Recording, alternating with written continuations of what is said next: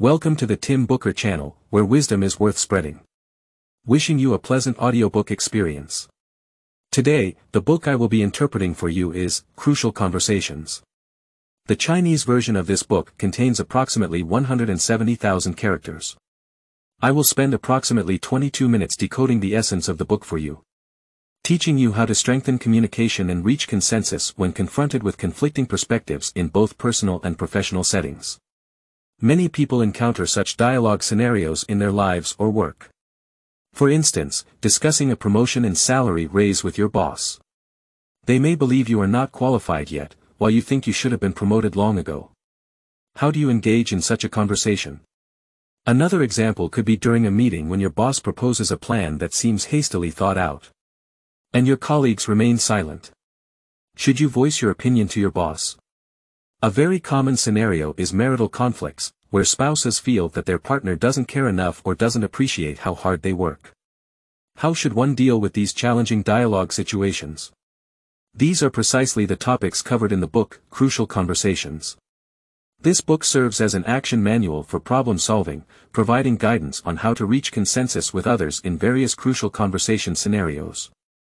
Before delving into the content, let's first get acquainted with the authors of this book.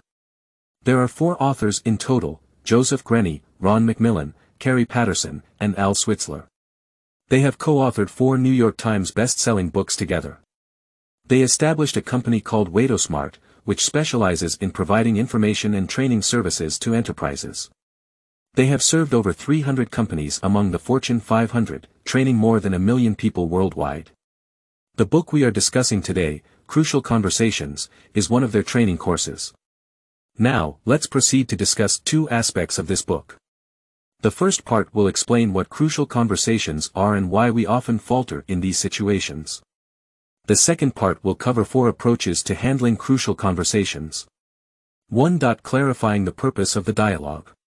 2. Creating a safe conversational atmosphere. 3. Sticking to the facts. 4. Understanding the other party's true motivations. Let's first talk about what crucial conversations are. The author summarizes 3 characteristics of crucial conversations. 1. The first characteristic is a significant difference in perspectives between the parties involved in the conversation. For example, parents might believe that getting married at a certain age is essential, while you may feel that being single is just fine. 2. The second characteristic is that crucial conversations involve high stakes or risks. This could include pointing out a boss's erroneous behavior. 3. The third characteristic is that emotions run very high for both parties during crucial conversations. For instance, in a business negotiation, both sides may be unwilling to compromise, leading to a stalemate. These are the crucial conversations the book discusses. When facing these situations, most people are unsure how to handle them and often resort to avoidance or even arguments. Why do many individuals struggle to manage crucial conversations? The root cause lies in our genetics. The primary goal of any species is survival, so when facing danger, we have only 2 options: fight or flight.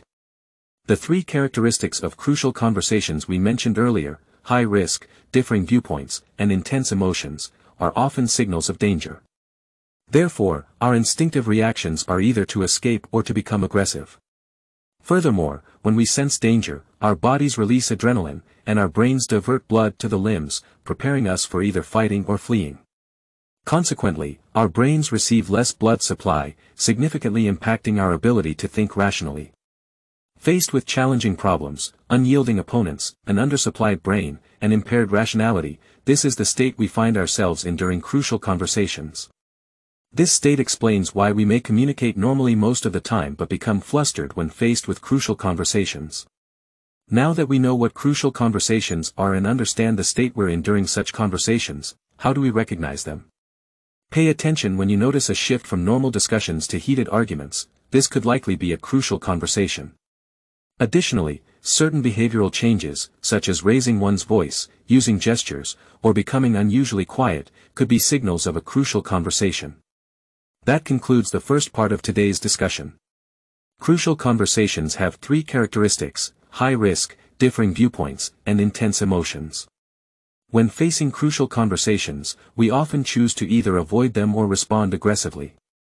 A crucial conversation can be identified and a normal discussion turns into a heated argument. So, how should we handle crucial conversations? There are 4 methods. Clearly define the purpose of the conversation. Let's illustrate this with an example. During a meeting to discuss cost-cutting measures, a manager questions the CEO, saying, "You are insisting on double-sided printing and abandoning equipment upgrades while spending a significant amount on office renovations. I heard you spent $150,000 just on furniture. Is this true?" At this moment, a crucial conversation is at hand. The CEO's response will influence employees' attitudes towards cost-cutting measures and how other managers perceive him. If the CEO responds defensively, saying, "Who told you that? The $150,000 was for the design, and the office building is for the entire marketing department, not just for me," the manager may also become defensive and present more evidence to support their viewpoint. When faced with verbal attacks, our first instinct is often to retaliate and shut down the other person. However, such reactions can derail the purpose of the conversation and lead to pointless arguments. Instead, the CEO could exercise emotional restraint and respond by acknowledging the manager's sharp question, saying, "You bring up a valid point. We must discuss this. Your willingness to raise such pointed questions shows your trust in me, and I appreciate that. Thank you." Such a response would surprise everyone in the meeting. The true purpose of this conversation is to implement the cost-cutting plan. If the CEO and the manager argue, it could lead others to perceive the CEO as insincere and hinder the successful implementation of the cost-cutting plan. Therefore, at every stage of the conversation, it's essential to remind oneself of the conversation's purpose. If there's a tendency to avoid or respond aggressively, it indicates deviation from the purpose, and one should quickly get back on track. Constantly reminding oneself of the conversation's purpose is a skill. Additionally, a specific technique can help bring the conversation back on track, known as the contrasting method. This involves stating your true purpose, expressing what you don't want, and then combining the two to propose a constructive solution. In the meeting example, the CEO could use this approach by saying, "I had no idea that the office renovation cost was so high. It was my oversight. The purpose of this meeting is to better implement the cost-cutting plan, not solely my demand for cost reduction. So, what if we cut the budget for the office renovation project by half, and in return, everyone continues to cooperate in implementing the cost-cutting plan? How does that sound?" By demonstrating sincerity in multiple actions, the CEO gains everyone's agreement to the proposal, and they actively embrace the company's cost-cutting plan. From this example, we can see the importance of clearly defining the conversation's purpose. In most cases, as long as the conversation returns to its purpose, many problems naturally dissolve.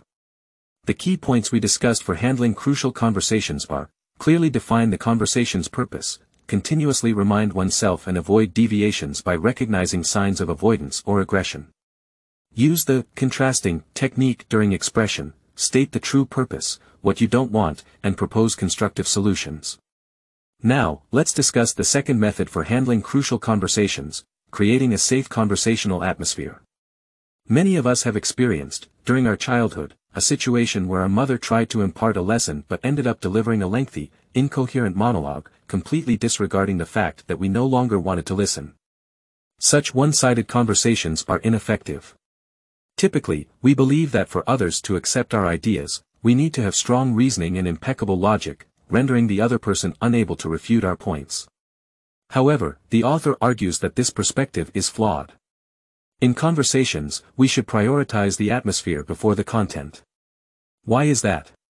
Because only within a safe conversational atmosphere can people speak freely and reach consensus. If, during a conversation, you notice the other person becoming silent or increasingly agitated, it indicates that the atmosphere is no longer conducive to safety. At such times, the focus should not be on persistently expressing your views but on re-establishing a safe conversational atmosphere. A safe conversational atmosphere means making the other person feel that both of you share a common goal in the conversation, which is to resolve the issue, rather than engaging in a win-lose debate. Now, how can we rebuild a safe conversational atmosphere? Firstly, through apologies and contrasting statements. Let's illustrate with an example. A few days later, your boss is scheduled to inspect the factory you manage. Both you and the factory's employees attach great importance to this inspection, working overtime to prepare for it. However, on the day of the inspection, your boss suddenly proposes a plan that you believe will seriously impact product quality and lose the biggest customer. Can you persuade your boss to abandon this plan? The factory's future hinges on your decision. Immediately, you and your boss enter a meeting room to discuss. Instead of trying to reason with your boss and successfully convincing them to abandon the plan, your boss glances at the time and says, "Oh, I have other arrangements. I won't visit the factory today. I can't confirm when I'll visit next." Due to the urgency of the situation, you didn't notify the employees of the inspection's cancellation, and they feel their efforts were wasted. They complain to you about it. If you now tell your employees, "I had an urgent matter to attend to that affects the company's future, so I had to prioritize it. I apologize for not notifying you about the inspection's cancellation. I'm sorry for your hard work. It was an opportunity to showcase your achievements, but the boss didn't see it. I didn't explain the situation properly. I'm truly sorry about that." While a simple apology may not suffice to create a safe conversational atmosphere, you can use contrasting statements to eliminate misunderstandings. You could say, "I don't want you to think that I don't value your work or that I don't report to the boss. I believe your work is exceptional. The reason for this situation is that during the inspection arrangement, the boss suddenly raised an urgent matter that needed immediate resolution, otherwise, it would have a significant impact on the company's operations." This explanation aims to address the situation. Lastly, I will inquire with the boss tomorrow to see if they have time to visit our work. When that happens, I will definitely report your achievements to the boss, and your efforts won't go in vain. Through apologies that show respect to the other person and contrasting statements that dispel misunderstandings, you can rebuild a safe conversational atmosphere, leading to problem resolution. The above approach uses apologies and contrasting statements to recreate a safe conversational atmosphere. There is another method, creating a common purpose, which can also help rebuild a safe conversational atmosphere. Let's use an example to illustrate. Two teams have a dispute over the scheduling of their work. Team A wants to work overtime on Saturday afternoon, while Team B prefers working late on Friday to finish the task. Since these two teams must collaborate, how can they coordinate their time? At this point, they need to engage in a crucial conversation. You could say, "I don't think we should get stuck on just these two options.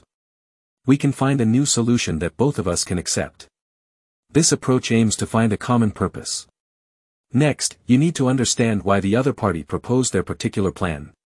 You can ask, "Why don't you want to work on Saturday? If we work overtime on Friday, everyone will be very tired, and it might lead to some quality issues." If the other party replies, "We don't want to work on Saturday because we have a colleague's wedding to attend as a group," this reveals their genuine motive. Based on this information, you can adjust the plan. You could say, "On Saturday morning, we have a competition. How about this, you work on Saturday morning, and we take over in the afternoon. This way, it won't interfere with your attendance at the wedding, and we won't worry about quality due to exhaustion." This solution takes everyone's interests into account, making it easier for the other party to accept. By breaking free from specific solutions and returning to the essence of the problem, you can lead the conversation out of a deadlock and find a new way forward. The above is the second method for handling crucial conversations, creating a safe conversational atmosphere. Until the atmosphere is settled, talking extensively about content remains ineffective. We can rebuild the conversational atmosphere by using the method of apology and contrasting statements, or by creating a common purpose and finding a mutually beneficial solution. Now, let's move on to the third method for handling crucial conversations, starting with facts. When we are emotional, whatever others say may be excessively interpreted as being against us or mocking us. This communication state does not lead to problem resolution. Why are we constantly swayed by emotions? It's because people generally have several erroneous thinking patterns. When we consider issues using these flawed patterns, we lose control over our emotions. For example, the victim mentality, where we always see ourselves as innocent victims, attributing all problems to others. This way of thinking leads us to overlook our own shortcomings. For instance, if a boss asks you to stop managing a significant project, you might feel upset and complain to others, claiming unfair treatment. However, in reality, you withheld information that delayed the project, which was a fact you concealed. Another common pattern is assuming that others have malicious intentions behind every action. For instance, we might label a boss who pays great attention to quality as a control freak, distancing ourselves from the facts and exaggerating the other person's mistakes. Another common thinking pattern is saying, "I can't do anything about this situation," leading us to believe that nothing we do can change reality. Thus, we completely give up on taking positive action and use, "I can't do anything about it," as an excuse for everything. All these erroneous thinking patterns have one thing in common: they take us farther away from facts and lead to increasing emotionalization of the conversation. So, how can we pull ourselves back from emotional states? Firstly, we need to understand how emotions arise. Emotions stem from subjective judgments based on facts. It's essential to note that emotions come from our subjective judgments, not the facts themselves. Let's consider an example. Two colleagues, A and B, work together on a creative copy. During a brainstorming meeting with their boss, A briefly went to the restroom. In the meantime, B seized the opportunity to present most of the copy to the boss. When A returned to the meeting room, they found they had little to say. This made A very angry, believing B was a conniving person who stole their credit. From then on, A would coldly ridicule B, making their work relationship increasingly unpleasant. Now, let's think about why A became angry in this conversation scenario. A believed B had taken their credit in front of the boss, and that was the judgment. However, this judgment is not a fact. The fact is that B presented most of the copy to the boss while A was in the restroom. There are many possibilities, and it's not necessarily because B wanted to steal credit. If A wants to communicate with B to resolve the issue, the first sentence should not be a reproach because it won't solve the problem. Instead, starting with the facts and then stating one's judgment is a more effective approach. How can this crucial conversation proceed?